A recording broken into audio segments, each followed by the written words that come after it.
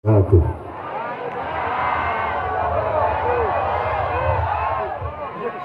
Alhamdulillahil qawi sultanu al-wadihil burhanu al-mabsut fil wujud karamuhu wa ihsanu.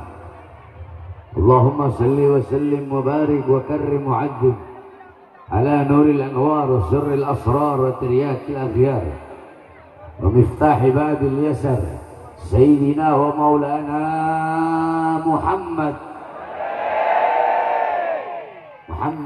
al-Mukhtar wa alihi al-athhar wa ashabihi al-akhyar adada ni'amillahi wa ifdalih, amma ba'd.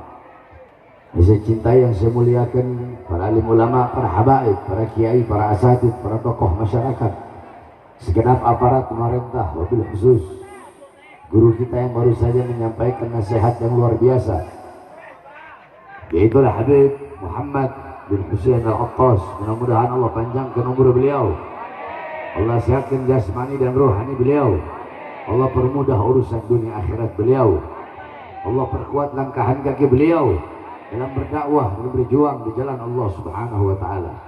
Saya cinta yang saya muliakan Habib Bidin, saya cinta yang saya muliakan segenap para habaib, segenap pengurus Front Persaudaraan Islam yang tidak saya sebutkan namanya satu persatu, beserta khususnya Sahibul Hajat, Sahibul Bait, beserta seluruh hadirin hadirat, bapak-bapak, ibu-ibu, khususnya para pemuda-pemudi umat baginda Nabi besar Muhammad sallallahu alaihi wasallam.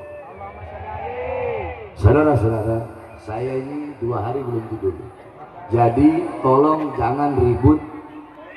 Kalau ada yang ngomong, kalau ada yang ribut, saya pulang. Saya orangnya hitam-hitam putih-putih. Udah lihat kan ceramah saya di Tangerang waktu itu? Lagi ceramah, saya bilang jangan ngomong, ada yang ngomong saya pulang beneran. Iya kan? Iya. Saya nggak peduli. Ada yang ngomong saya pulang. Karena saya mau ngasih ilmu. Paham? Saya sebentar, karena ini udah asal dari tadi. Saya hanya sebentar, dengarkan baik-baik yang saya sampaikan, walaupun sedikit, insya Allah bermanfaat. Saudara-saudara, kita duduk pada sore hari yang mulia ini diundang oleh Sahibul Hajat. Untuk apa? Dalam rangka Walimatul Urus, itu untuk mendoakan. Kita duduk di sini untuk mendoakan, yakni mempelai laki-laki dan perempuan yang menikah agar rumah tangganya menjadi rumah tangga yang sakinah, mawaddah, warahmah. Dan kita duduk di sini, Sahibul Hajat menjadi wasilah, menjadi perantara, sebagaimana yang Habib Muhammad sampaikan tadi, menyampaikan perantara bagi kita untuk menggugurkan kewajiban, yaitu menuntut ilmu.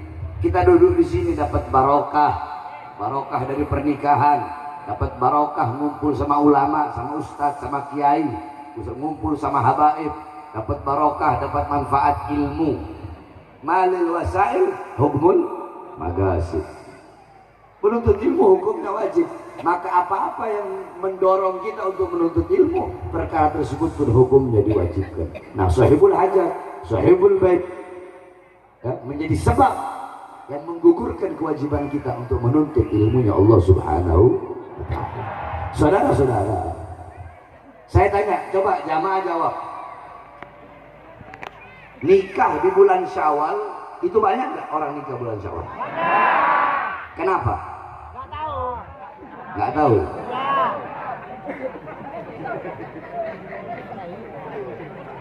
Kenapa kok banyak orang nikah di bulan Syawal? Dianggap baik. Mari, apa yang kok nggak ada yang tahu? Dengan Nabi Muhammad. Kok bulan yang mulia? Dengarkan. Makanya perhatikan. Al-Imam Ibn Mandur dalam kitabnya Lisanul Arab. Ya. Kemudian Al-Imam Abu Hayyan. Kemudian Al-Imam Ibnu Sa'idi. Kemudian Al-Imam Ibnu Khuruf. Beliau mengatakan Syawal itu diambil dari kata syalat an-naqatu bidzanabiha. Syalat an-naqatu bidzanabiha. Saya nggak ceramah. Anggap aja saling ngajar. Ayo semua ikut saya. Bismillahirrahmanirrahim.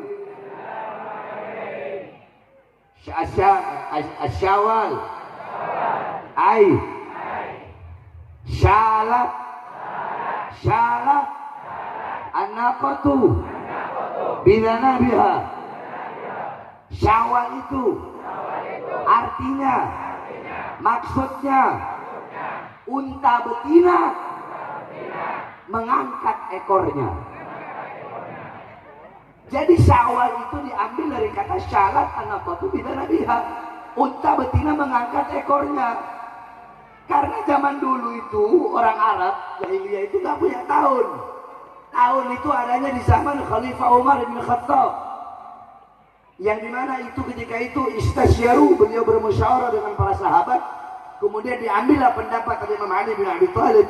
Qala Ali bin Abi Thalib, "Dha'u lin-nas", ya, letakkan bagi manusia tanggal, yakni ketika kita meninggalkan Madinatul Asnam ila Madinatul Iman. Letakkan bagi manusia tahun yang dimana pada tahun tersebut, ya, saat hari yang dimana kita pindah dari negeri berhala menuju negeri iman. Maksudnya yaitu makanya dinamakan tahun Hijri. Jadi orang-orang Arab itu mereka tahu Syawal, Muharram, seperti Ramadan. Ramadan itu dari kata Ramdad yang artinya cuaca panas. Nah, Syawal diambil dari kata syalat anaqatu bidanabiha, unta betina mengangkat ekor. Maksudnya apa? Maksudnya unta betina mengangkat ekor itu tanda nggak mau kawin. Jadi kalau unta jantan lagi nyamperin mau minta jatah ini unta jantannya, itu unta betina angkat ekornya kalau bulan Syawal. Kenapa? Tandanya dia tidak mau kawin. Nah, makanya itu menjadi tatoyur. Tatoyur itu apa ya kalau bahasa ini? Menganggap sial karena sesuatu. Itu namanya tatoyur. Jadi orang Arab itu dulu mereka tidak mau menikahkan anak-anak perempuannya di bulan Syawal. Kenapa? Karena takut sial. Karena onta aja nggak mau kawin, onta aja nggak mau nikah di bulan Syawal, nggak mau kawin, dia nggak mau bersetubuh. Jadi mereka nggak mau menikahi anak-anaknya. Takut apa? Takut nanti hubungan rumah tangganya rusak, nanti nggak bahagia, nanti nggak seneng. Nah, sehingga perkara-perkara tatoyur seperti itu dibantah, diputuskan, diberhentikan oleh Rasulullah dengan apa? Dengan menikahi Sayyidatuna Aisyah di bulan Syawal. Jadi banyak orang nikah bulan Syawal karena hukumnya sunnah. Enggak tahu. Udah paham? Udah paham ya? Nggak lama soalnya ini. Paham? Jadi Rasulullah yang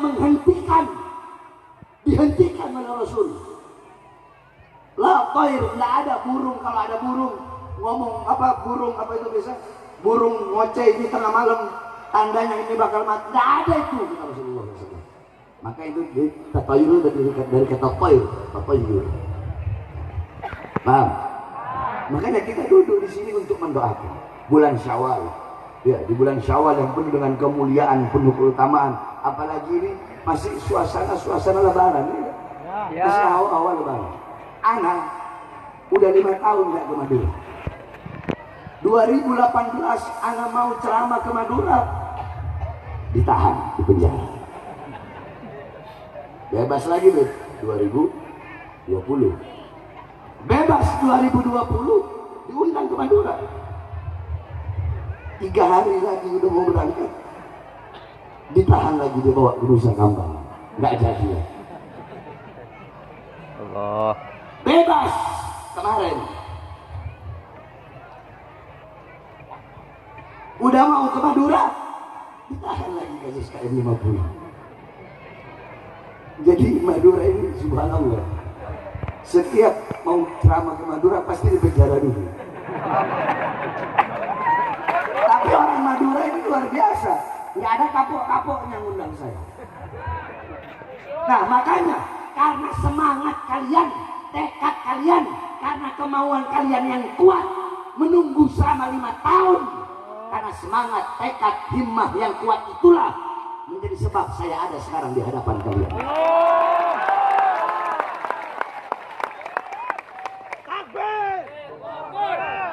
Nah, saudara-saudara sekalian yang dimuliakan oleh Allah Subhanahu wa taala. Kita kalau lebaran, ya, biasanya ngomongnya gimana? Pelasan. Minal aidin, izin, mohon maaf, lahir batin, syukur dan asing punya, iya kan? Jadi memang itu momentum. Syawal, 1 Syawal itu momentum. Akan tetapi jangan kalau meminta maaf itu hanya 1 Syawal saja. Namanya saling memaafkan itu tiap hari, tiap saat, tiap ada salah, tiap ada dosa harus saling minta maaf dan memaaf. Jangan hanya nunggu pas Syawal aja baru lebaran. Lebaran baru saling minta maaf. Kenapa? Jangan sampai kita menjadi khasir, jangan sampai kita menjadi muflis, jangan sampai kita menjadi orang-orang yang rugi, orang-orang yang bangkrut. Siapa orang-orang yang rugi? Siapa orang-orang yang bangkrut? Qala Rasul atadaruna manil muflis. Rasulullah nanya kepada sahabat, wahai para sahabat, tahukah kalian siapa orang-orang yang bangkrut? Siapa orang-orang yang rugi? Sahabat berkata, ya Rasulullah, orang-orang yang rugi adalah orang-orang yang belum tikar. Maksudnya bangkrut dalam perdagangannya, tokonya bangkrut, modalnya habis. Kata Rasulullah, bukan. Orang yang rugi itu kelak di akhirat dia datang bawa pahala sholat, bawa pahala puasa, bawa pahala zakat, bawa pahala haji, bawa pahala sodako, bawa pahala ilmu, bawa pahala yang banyak. Pertanyaannya, kenapa ini orang datang bawa pahala banyak tapi kok jadi orang yang rugi? Ternyata ketika dia mau dimasukkan ke surga, datang satu orang, ya Allah, dulu ini orang dia pernah menfitnah saya. Akhirnya apa? Diambil pahalanya ini orang, dikasih kepada orang yang difitnah. Datang lagi, ya Allah, dulu dia pernah gibah saya, diambil pahalanya, dikasih. Ya Allah, dulu dia pernah bohongi saya, diambil pahalanya, dikasih. Ya Allah, dulu dia pernah mengadu domba saya, diambil pahalanya. Udah habis pahalanya, masih orang-orang masih berdatangan. Ya Allah, dulu dia pernah zolimi saya, dulu dia pernah ini, pernah ini. Dosa orang yang dizolimi diberikan kepada dia. Akhirnya yang awalnya datang bawa pahala yang banyak, habis semua amal pahalanya, tersisa dosa-dosa yang awalnya masuk surga, mau masuk surga, akhirnya Allah angkat lalu masukkan ke dalam neraka. Kenapa? Karena kalau udah sangkut paut sama manusia, ini lebih dahsyat. Dosa itu ada 3. Ada dosa yang berkaitan dengan Allah Subhanahu wa taala. Apa itu? Meninggalkan sholat, meninggalkan puasa, meninggalkan kewajiban. Ada dosa yang berkaitan dengan yang kedua, dosa yang berkaitan dengan Allah dan berkaitan juga dengan manusia, seperti main judi. Kan ada nggak mungkin kita main judi sendiri kan? Main judi pasti ada orang lain kan? Mabok, jadi ada jual belinya sama orang. Ini ada kaitan sama orang, ada kaitan juga sama Allah. Nah, kalau 2 dosa ini ente taubat sama Allah, Allah ampuni. Sebesar apapun dosa yang engkau lakukan, masih ada yang lebih besar. Apa? Pintu pengampunan Allah untuk umat Nabi Muhammad SAW. Nah, yang susah yang ketiga ini. Apa itu? Dosa yang tidak ada sangkutannya sama Allah, tetapi dosa yang berkaitan dengan sesama manusia. Kita zalimin orang, kita bohongi orang, riba orang, fitnah orang. Ya, ini kalau itu orang tidak memaafkan kita, maka Allah bakal kasih maaf. Allah bakal kasih maaf. Ini yang paling berat. Makanya saya katakan saling memaafkan itu bukan momennya itu, ya ini memang ada momentum tertentu waktunya 1 Syawal, 2 Syawal sampai 15 hari lah, 15 Syawal. Tapi kalau bisa jadikan setiap hari, setiap waktu kita untuk mempererat silaturahmi dan saling memaaf. La yahillu lirajulin ayahjara akhahu fawqa 3 layalin. Tidak halal bagi seorang muslim laki-laki yang tidak menyapa sesama saudaranya di atas 3 hari 3 malam. Jadi batasnya kalau mau saling marah-marahan cuma 3 hari 3 malam. Di atas 3 hari 3 malam dua-duanya berdosa. Kalau 4 orang, 4-4-nya berdosa. Makanya saudara-saudara, tapi kalau kita sudah minta maaf, saya punya salah sama kamu, saya minta maaf, kau tidak maafkan, maka gugur kewajiban saya, Allah ampuni dosa saya. Paham? Maka pada kesempatan yang mulia ini, saya Bahar bin Ali bin Smith ingin mengucapkan permohonan maaf. Saya minta maaf, minta ridho, minta ampun sama kalian semua yang hadir di sini ataupun yang tidak hadir. Saya minta ridho, minta maaf, tolong dimaafkan kalau ada kesalahan-kesalahan saya, baik yang sengaja atau yang tidak sengaja, yang besar, yang kecil, yang tampak, yang tidak tampak. Kenapa? Karena saya takut nanti di akhirat kalian bakal tuntut saya di hadapan Allah dan di hadapan baginda Nabi besar Muhammad SAW. Kalau saya saja minta maaf kepada kalian, bagaimana sesama kalian gak mau saling minta maaf? Itu tadi saya ngasih contoh. Saya minta maaf sama kalian, Bahar bin Smith minta maaf sama kalian. Walaupun saya tidak ada salah, andaikan tidak ada salah sama kalian, maka bagaimana kalau sekalian sesama kalian punya salah? Paham nggak maksudnya? Kalau itu punya akal, itu paham itu. Paham? Nah, lebaran juga. Faizin min al-aidin wal faizin faiz. Apa artinya faizin? Faizin apa? Orang-orang yang juara, orang-orang yang menang. Makanya lebaran itu dinamakan Yaumul Fallah. Apa itu? Hari kemenangan. Loh, menang apa, Beb? Iya, kemenangan. Lebaran itu milik orang-orang yang menang. Menang apa? Menang melawan hawa nafsunya, menang melawan syahwatnya selama bulan Ramadan. Kenapa? Karena an-nafsu katifli an tuhmil syabba ala hubbir radai wa in taftimhu yanfatin.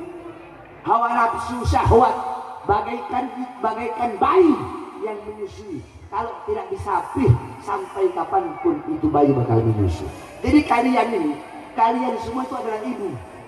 Hawa nafsu adalah anaknya. Maka jangan sampai kalian yang dikendalikan, kalian yang dikuasai oleh hawa nafsu. Harusnya kalian yang menguasai hawa nafsu. Nah, bulan Ramadan kemarin itu adalah Syahrul Harb, bulan peperangan. Perang melawan siapa? Perang melawan musuh terbesar, yaitu syahwat dan hawa nafsu. Maka orang yang menang adalah orang yang akalnya menjadi raja dan nafsunya menjadi budak. Tuba liman kana agluhu amira wa hawahu asira, fawailun liman kana agluhu asira wa hawahu amira. Sungguh beruntung, sungguh berbahagia bagi orang-orang yang akalnya menjadi raja dan nafsunya menjadi budak, dan sungguh celaka bagi orang-orang yang akalnya menjadi budak sedangkan nafsunya menjadi raja. Saudara-saudara, malaikat itu punya akal, tidak punya nafsu. Kurang keras, tidak punya nafsu. Makanya malaikat tidak pernah berbuat dosa. Makanya malaikat selalu taat. Makanya malaikat tidak pernah bermaksiat, tidak pernah membantah. Kenapa? Karena tidak punya nafsu. Yang kedua, binatang sebaliknya punya nafsu tapi tidak punya otak, punya akal nggak punya. Makanya kalau ada sapi, kalian punya sapi kan, Madura banyak ada sapi kan ya.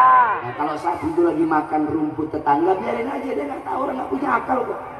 Kalau kucing lagi nyolong, dia mana tahu, nggak tahu kan, nggak punya akal dia nggak tahu mana benar mana salah, mana baik mana buruk. Binatang awaluhu turab wa akhiruhu turab, awalnya tanah kembali kepada tanah. Saya tanya, Allah bakal nanya nggak nanti ke binatang, ke anjing atau ke babi? Allah bakal nanya gini nggak di akhirat? Bakal diminta pertanggungjawaban nggak anjing sama babi? Bakal ditanya nggak sama Allah? Bakal hitung-hitungan nggak? Bakal ngelewatin jembatan Shiratal Mustaqim nggak? Ada hari pertimbangan nggak bagi mereka? Apakah Allah bakal tanya, anjing, babi, kenapa kau nggak sholat? Nanya gitu.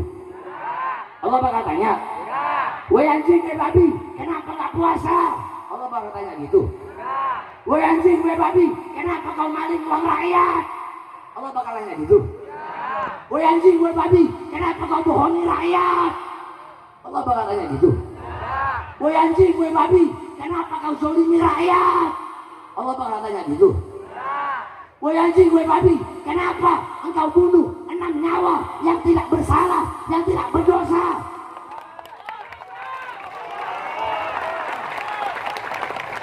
Allah bakal tanya gitu. Allah bakal tanya. Hah? Woi anjing, woi babi, kenapa kau jual aset-aset negara? Allah bakal tanya gitu. Woi anjing, kan anjing sama babi binatang. Enggak ditanya sama Allah. Ya apa sih? Ditanya enggak? Woi anjing, woi babi, kenapa engkau berpihak kepada asing dan membiarkan rakyatmu sengsara? Allah bakal tanya gitu. Woi anjing, woi babi, kenapa engkau tutup kepalamu dengan sorban, tapi kau jual ayat-ayatku dengan harga yang murah demi kepentingan perutmu? Woi anjing, woi babi, kenapa hadis-hadis kekasihku engkau pakai untuk tujuan yang batil, membenarkan yang salah dan menyalahkan yang benar? Allah bakal nanya gitu. Woi anjing, woi babi, kenapa kau kalau ceramah pakai tarif, pasang tarif? Allah bakal nanya gitu. Woi anjing, woi babi, kenapa engkau bilang kalau anak cucu kekasihku itu nggak ada? Allahu Akbar. Allah bakal nanya gitu. Kenapa Allah nggak tanya? Karena binatang.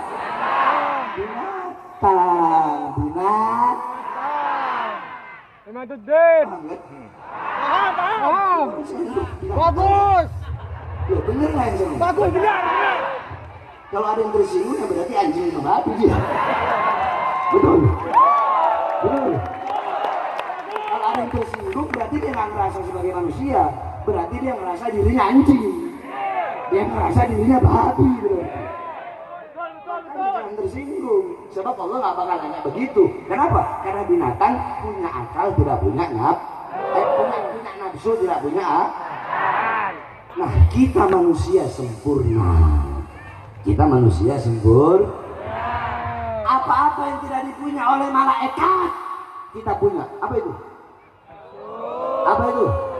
Kurang keras apa? Kurang keras. Apa-apa yang tidak dipunya oleh binatang kita punya. Apa itu? Terus intinya apa, Bu? Dengarkan baik-baik. Intinya, barang siapa yang akalnya mengalahkan nafsunya, akalnya menguasai nafsunya, akalnya menundukkan nafsunya, akalnya memperbudak nafsunya, kedudukan orang itu lebih tinggi dari malaikat. Sebaliknya, barang siapa yang nafsu mengalahkan akalnya, nafsu memperbudak akalnya, nafsu memerintah akalnya, sehingga dia belok ke kiri, terjerumus ke dalam maksiat, melanggar perintah Allah, menghalalkan segala cara untuk menuju kebatilannya, maka kedudukan orang lebih rendah daripada binatang, saudara-saudara. Paham? Nah, makanya jangan mau sok-sokan, oh saya lebaran. Lebaran itu milik orang-orang yang menang melawan hawa nafsunya, milik orang-orang yang menang melawan syahwatnya, bukan milik cuma orang nahan lapar dan haus. Kalau nahan lapar dan haus, onta 6 bulan nggak makan nggak minum, hidup itu onta. Betul? Saya tanya, sapi paling lama yang biasa sapi kan banyak. Sapi paling lama nggak makan nggak minum berapa minggu? Bukan, maksudnya paling lama terus dia mati gitu. Seminggu dikasih makan mati nggak? Mati. Enggak. 2 minggu? Mati. 2 minggu mati. Jadi kalau cuma nahan lapar dan haus, binatang juga intisari Ramadan itu bukan hanya menahan diri lapar dan haus, tetapi menahan anggota tubuh zahir dan batin dari perkara-perkara yang diharamkan oleh Allah Subhanahu wa ta'ala. Paham? Paham? Paham? Terakhir, saya wasiatkan kepada kalian. Kalian orang-orang Madura ini daerah mana? Sampang. Iya tahu Madura, mana Sampang, Ketapang, Bangkalan. Sampang. Saya wasiatkan kepada orang-orang Sampang, khususnya anak-anak muda Sampang, khususnya anak-anak Madura. Wahai orang-orang Madura, wahai rakyat Madura, di dalam tubuh kalian mengalir darah-darah keberanian. Betul? Ada yang Madura ya? Mau di mana aja hidup. Dia mau tinggal di mana? Hidup dia. Kenapa? Bondo nekat. Iya, saya punya murid namanya Arifin, pergi sendiri ke Perancis, hidup sampai sekarang jadi orang kaya raya, orang Sumeneb, jualan sate di Perancis. Jadi orang Madura mau pergi ke tengah laut, hidup dia. Saya waktu ceramah di Pode, itu Pode, saya ceramah 13 tahun lalu, saya pikir, la ilaha illallah, kok bisa orang hidup di sini ya? Pulau di tengah laut, 3 jam dari Sumeneb perjalanan. Kok Bangkalan, Sepudi, Bode. Iya, 12 tahun lalu kan saya ceramah di situ. Sampai bukan Kangean, ada Bode, Sepudi. Iya, 2 kecamatan aja itu. Saya bingung, ini tengah laut tuh, tengah laut. Tapi ini orang 2 kecamatan hidup subur, makmur, jaya di situ. Sapinya gemuk-gemuk, semua ada di situ. Orang-orang yang makan enak semua. Itu luar biasa orang Madura. Betul? Dimanapun di. Nah, kalian punya darah-darah keberanian. Maka jadikan darah-darah keberanian kalian untuk kalian korbankan membela agama Allah sampai titik darah penghabisannya, saudara. Saya dengar kemarin ada caro-caroan gara-gara kepala desa ya? Iya. Iya, pokoknya kan itu kan urusan dunia. Kalau urusan dunia, kalian orang Madura berani mengorbankan nyawa. Nyawa kalian taruhkan urusan dunia, urusan politik, ngebela lurah, ngebela kepala desa. Kalian berani korbankan nyawa. Kenapa kalian tidak berani mengorbankan nyawa untuk ustadz, kiai, ulama dan anak cucu Rasulullah SAW? Betul? Betul? Kalau rela mati demi lurah, demi politik, demi dunia, harusnya kalian lebih rela mati untuk agama, untuk rakyat, untuk ulama, untuk bangsa dan negara kesatuan Republik Indonesia, saudara. Makanya saya tanya masyarakat Madura semuanya, siap mati demi ulama? Siap hancur demi ulama? Siap binasa demi Indonesia? Siap bela anak cucu Rasulullah? Siap mati demi habaib? Allahu Akbar. Itu baru orang Madura. Kalau ada orang Madura benci habaib, itu dari orang Madura. Dia ragukan dia. Ya. Iya betul. Iya, bukan orang Madura. Orang Madura nggak ada yang benci sama habaib.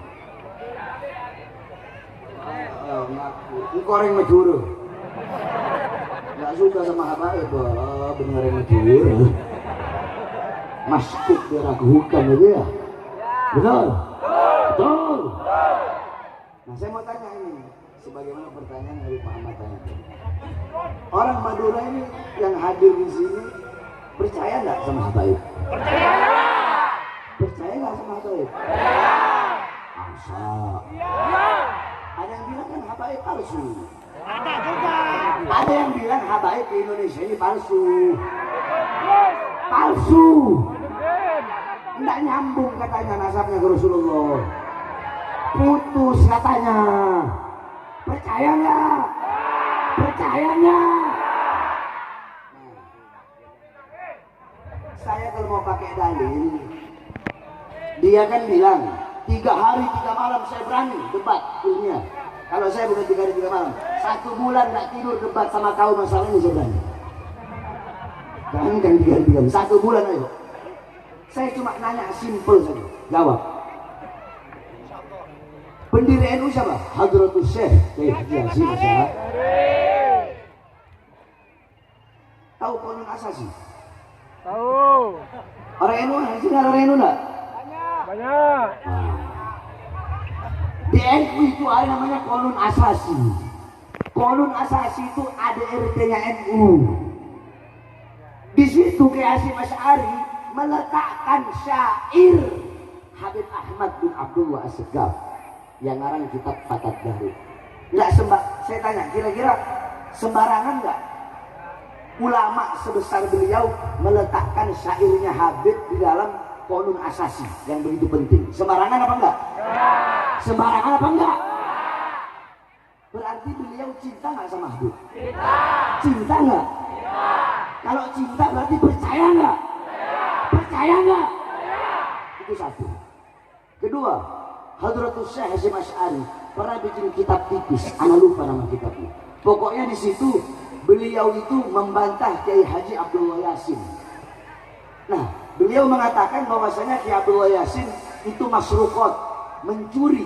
Masruqat itu mencuri. Jadi ada di dalam kitabnya ada hasil curian daripada diwannya Habib Abdullah bin Alwi Al-Haddad. Dari mana Kiai Haji Hasyim Asy'ari tahu? Berarti kan Kiai Haji Hasyim Asy'ari membaca kitabnya Habib Abdullah bin Alwi Al-Haddad, pengagum Habib Abdullah bin Alwi Al-Haddad, cinta sama Habib Abdullah bin Alwi Al-Haddad. Itu satu. Yang kedua, Syekhuna Khalil Bangkalan. Syekhuna Khalil Bangkalan cintanya sama habaib. Beliau tidak milih-milih, tidak kayak orang sekarang. Orang sekarang, oh saya cuma cinta sama Habib Bahar, saya cuma cinta sama Habib Rizik, sama Habib-Habib yang lembut saya nggak cinta. Ah, itu bodoh, bukan cinta. Sebaliknya, oh saya cuma mau cinta sama Habib ini, yang lembut-lembut ini, yang sejuk-sejuk. Habib-Habib yang keras-kerasan, tegas-tegas, yang kasar-kasar saya nggak cinta. Ah, bodoh juga itu.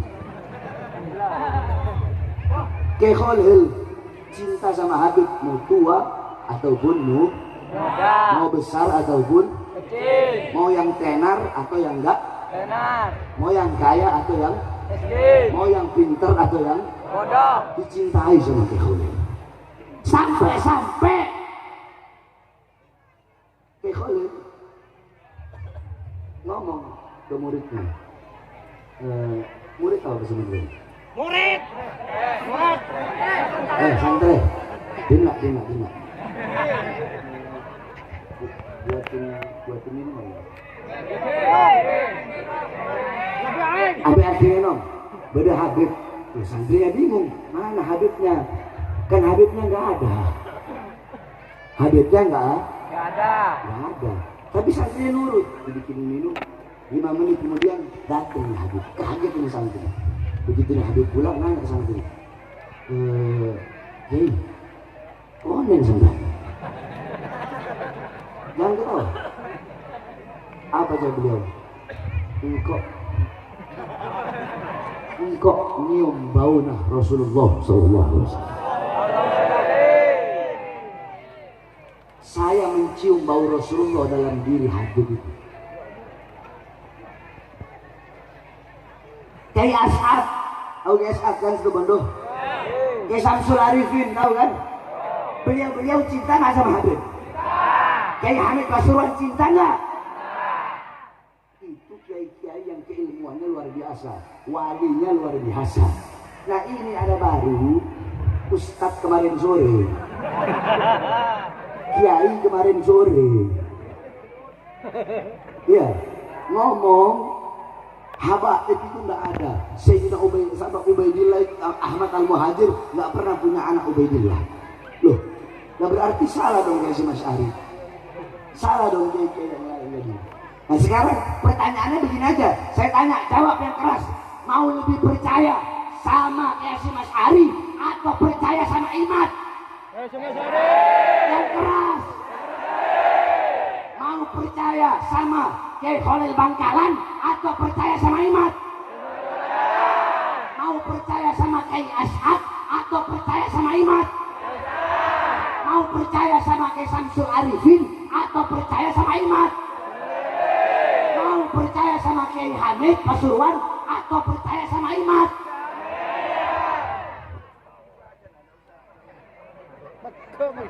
Cukup begitu aja, nggak perlu pakai dalil lagi, capek gitu.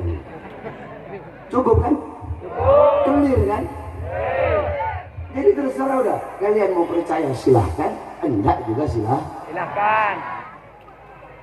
Kalau saya mau bantah-bantahan masalah ini, ya Habib Hanif kemarin udah bikin udah jelas terang benderang, tetap aja dibantah. Orang namanya hasud.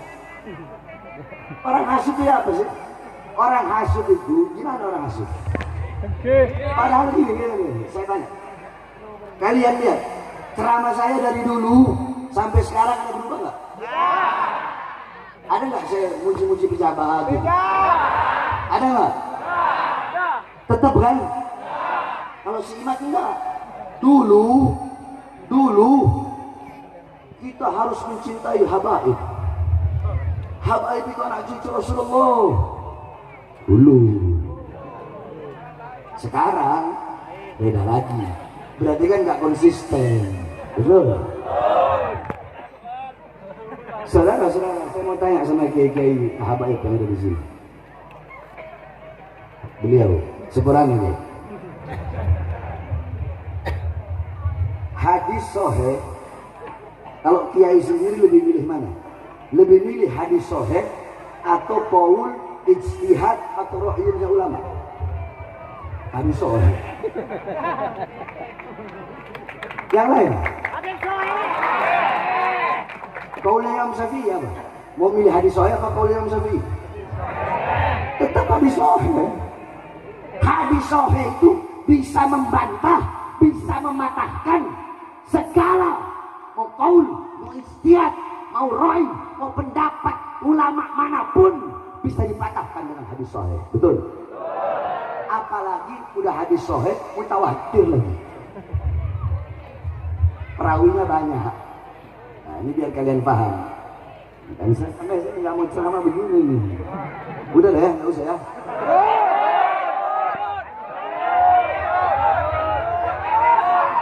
Pakai Esa itu guna. Perhatikan, makanya perhatikan. Satu, hadis riwayat Imam At-Tabrani. Ya, ini hadis riwayat Imam dalam kitab Mu'jamul Kabir. Jalur Abdullah ibn Mas'ud. Yang kedua diriwayatkan Imam Hakim dalam Mustadraknya. Yang ketiga diriwayatkan Imam Baihaqi ya, dalam Musnadnya, jalur Sayyidina Umar bin Khattab. Yang keempat diriwayatkan Imam Ahmad dalam Sunannya, riwayat jalur dua, Musawwir bin Makhramah sama dari jalur Abu Sa'id Al-Khudri. Apa bunyi hadisnya? Bismillahirrahmanirrahim.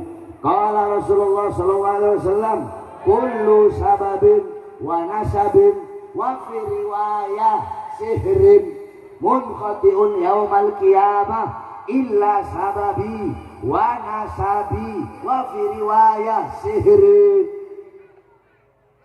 Semua sebab, hubungan, kekerabatan, garis keturunan dan periparan semuanya terputus pada hari kiamat kecuali sebabku, hubunganku, keturunanku, keluargaku, dan kekerabatanku. Itu hadis Rasulullah SAW. Saya tanya, kau berani bantah hadis ini? Ada ulama yang berani bantah? Ulama Madura, ada yang berani bantah hadis itu? Ada yang berani bantah itu hadis? Hadis Hasan, hadis Sahih, mutawatir, ada di Mukhtasar Bukhari. Ada yang berani bantah? Anak cucu Rasulullah itu bakal ada sampai hari kiamat. Makanya ini jadi kalau saya bilang itu iblis bersorban. Apa? Iblis bersorban. Iblis bersorban. Tugasnya iblis apa? Menghilangkan iman dari hati orang mukmin. Nah, iblis bersorban, dia mau menghilangkan dalam keyakinan orang-orang umat Islam, apalagi orang awam, dia mau hilangkan keyakinan bahwasanya habaib di Indonesia itu nggak ada. Kira-kira ustaz seperti ini benar nggak? Benar nggak? Benar apa salah? Benar apa salah? Ikuti apa jangan? Ikuti apa jangan? Kalau dia ngomong 3 hari 3 malam berani debat, saya 1 bulan berani debat saya. Ayo. Kalau ngomongin masalah Sayyidina Ubaidillah, sekarang saya tanya, alasan dia selama 500 tahun atau 5 abad, selama 5 abad itu nggak ada yang mencatat nama daripada Sayyidina Ubaidillah. Dia pakai kitabnya Imam Fakhruddin Ar-Razi, nama kitabnya Syajarah Mubarakah. Saya juga sering baca. Saya baca kitab tafsirnya Imam Fakhruddin Ar-Razi, nama kitabnya Tafsir Al-Kabir. Nah, saudara-saudara sekalian yang dimuliakan oleh Allah Subhanahu wa taala, kitab Asy-Syajarah Mubarakah memang tidak mencatat Ahmad Al-Muhajir punya anak yang bernama Abdullah atau tasghirnya adalah Ubaidillah. Tapi itu bisa jadi tanpa sepengetahuan daripada Imam Fakhruddin Ar-Razi. Tapi kan ulama-ulama tarikh, ulama nasab abad ke-10 ke-11 mereka kan mencatat.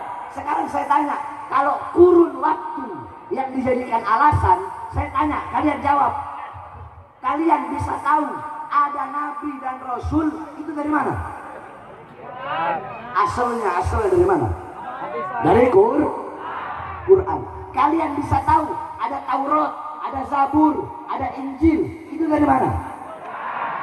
Nah, kurunnya berapa ratus tahun itu kurun Taurat, Taurat ke Quran, kurun Zabur ke Quran, kurun Injil ke Quran, itu berapa abad? Terus apakah ente berani mengatakan bahwasanya Al-Quran walaupun terakhir tetapi Taurat lebih mulia dari Quran? Berani ngomong gitu? Berani ngomong Taurat lebih sahih? Contoh Nabi Muhammad SAW, Nabi yang terakhir, Nabi yang pertama, Nabi ya. Apakah berani karena Nabi Muhammad Nabi yang terakhir, kurun waktunya jauh, apakah berani engkau mengatakan Nabi Adam lebih mulia daripada Nabi Muhammad? Apakah berani engkau mengatakan Nabi Muhammad tidak bisa lebih dipercaya daripada Nabi Adam? Jadi kurun waktu itu nggak bisa dijadikan patokan, betul? Nggak bisa dijadikan Kita mazhab apa? Syafi'i. Imam Syafi'i sama Imam Hanafi dulu mana? Imam Hanafi. Tapi apakah kita berani, walaupun kita mazhab Syafi'i, apakah kita berani mengatakan bahwasanya Imam Hanafi tidak lebih mulia daripada Imam Syafi'i? Berani kita ngomong gitu? Tidak berani kan? Nah makanya kalau ngomong, kalau keluarkan fatwa atau ijtihad atau pendapat itu hati-hati, tawarruk. Sifat ulama itu harus tawarruk anil fud. Tapi kalau saya sih terserah kalian. Kalian mau percaya Habib, mau enggak ya urusan kalian. Saya andaikan bisa ini Habib dikasih, saya mau kasih ini, ambil lebih sedikit, makan tuh di sini, makan. Toreh. Makan tuh di sini. Dipikir enak dari gitu Habib. Tanggung jawabnya berat, betul.